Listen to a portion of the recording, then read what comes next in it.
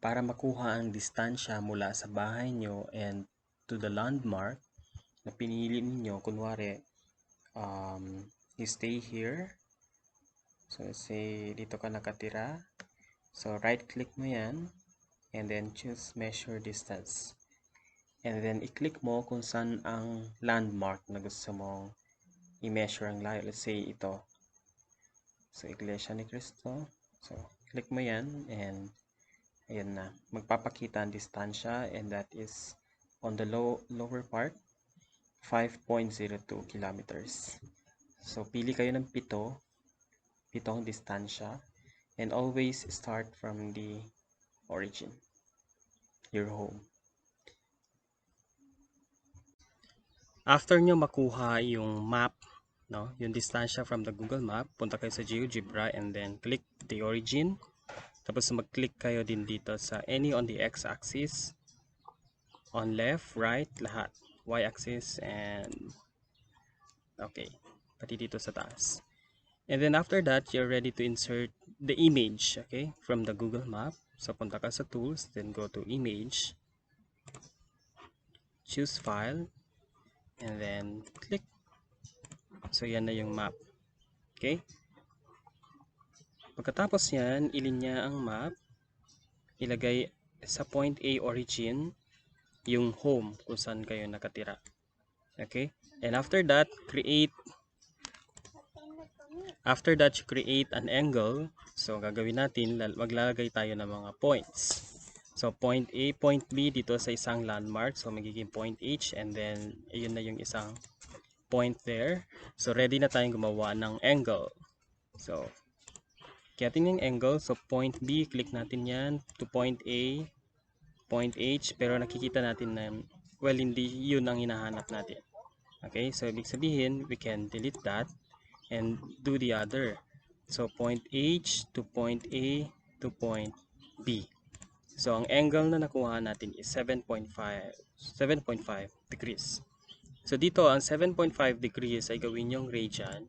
And then ang length naman ay wala nang problema kasi you already have 5.02. You just need to scale that into centimeters. Hindi na rin kailangan pang i-palakihin ang picture just to have the exact scale. Kasi alam naman na dati ang distansya ng landmark to your home. Okay, so do the same kapag meron namang isang landmark, let's say for example, another landmark that is found on, let's say here, Santa Maria Municipal Halls, another landmark. Gagawin natin, gagawa tayo ng angle. And yes, use Google Map to approximate again the distance. Okay, so 3 points, always remember 3 points. Now, gawa ka na ng angle. So, hindi yan yung angle na kailangan natin. So, the other, D, A, B. So the angle is approximately 78.78 degrees and that the rotation is south of west. Okay? 78.76 south of west.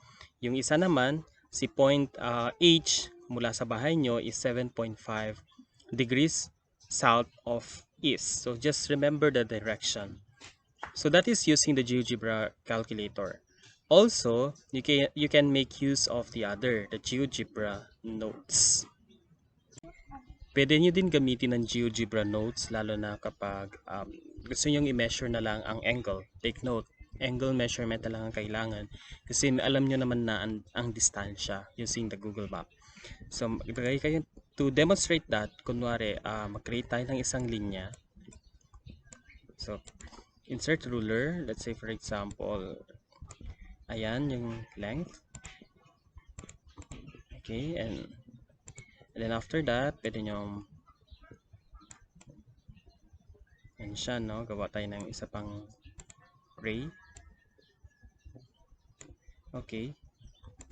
So yan na siya. Now, use protractor and you can have okay, sa paggamit ng protractor, remember na dapat yung intersection dito, dun nyo ipo-point. Okay, so ganyan siya. And after that, approximating the distance or the angle, that is approximately 14 degrees. So, almost 14 na rin siya or eksakto 14. So, that is 14 degrees. So this 14 degrees would mean 14 degrees north of west. Okay?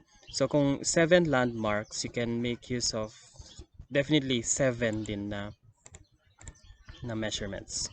Now, this protractor, pwede nyong baguhin ang orientation niya. Let's say, pabaliktarin ninyo, ganyan.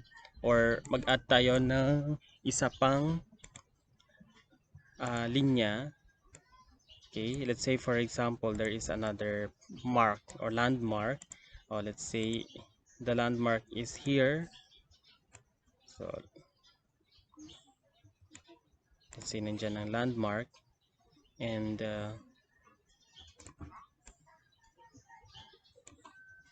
so what are we going to do here is to this a small dot here.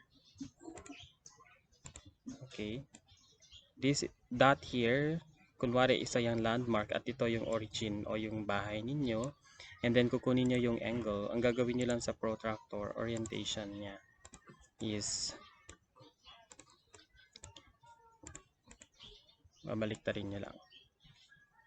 Okay, so ganyan, rotate nyo lang siya galing dito, rotate,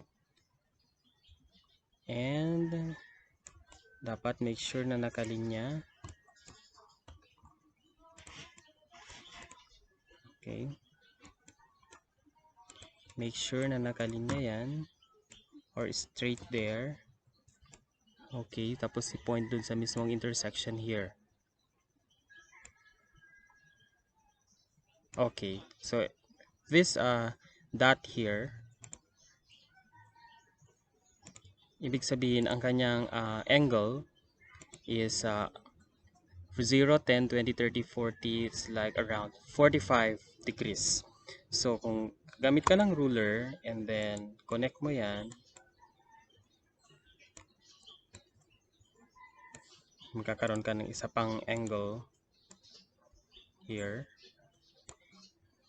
Na ang measurement niya is 45 degrees. So itong 45 degrees would mean 45 degrees south of west. Okay? So that's how we're going to use GeoGebra notes. Another thing here is you can also insert the picture. So when you insert the picture, punta ka lang sa attachment and then insert image, insert the map. So yun yung map. Okay, and do the same. Now insert image. So mag-insert ka ng image ng ganyan.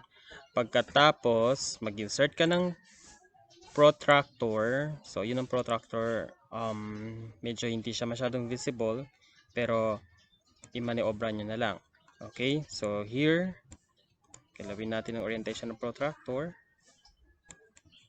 So yan.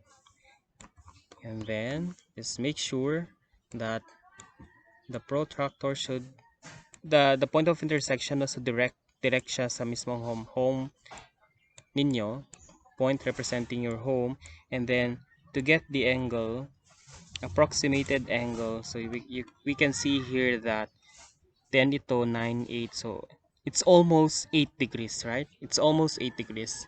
The same dun sa nagawa natin sa GeoGebra notes, GeoGebra graphing software.